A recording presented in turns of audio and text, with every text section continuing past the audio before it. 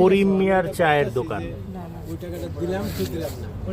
দেখেন এই ইফসাইড ফাউন্ডেশন থেকে তাকে একটা চায়ের দোকান করে দিছে।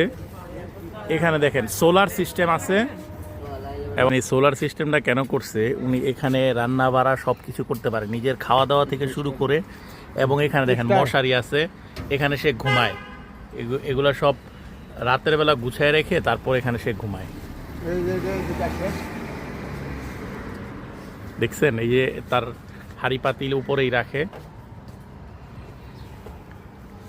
খুব ভালো লাগলো পরিকল্পনা এই ফাউন্ডেশন নিয়েছে থেকে।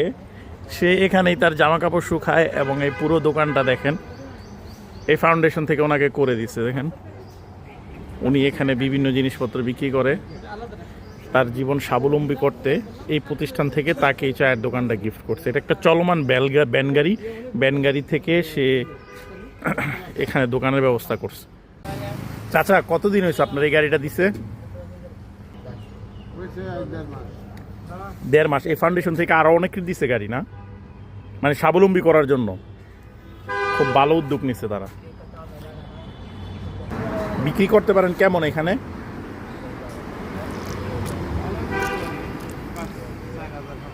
4-5 হাজার টাকা। আপনারা সিলেক্ট করছে কিভাবে ওনারা যে আপনাকে এই গিফট করবো, এটা সিলেক্ট করছে কিভাবে? খুঁজে বের করছে যে দরিদ্র কারা আছে তাদের জন্য উদ্যোগ নিচ্ছে। ভালো হয়েছে।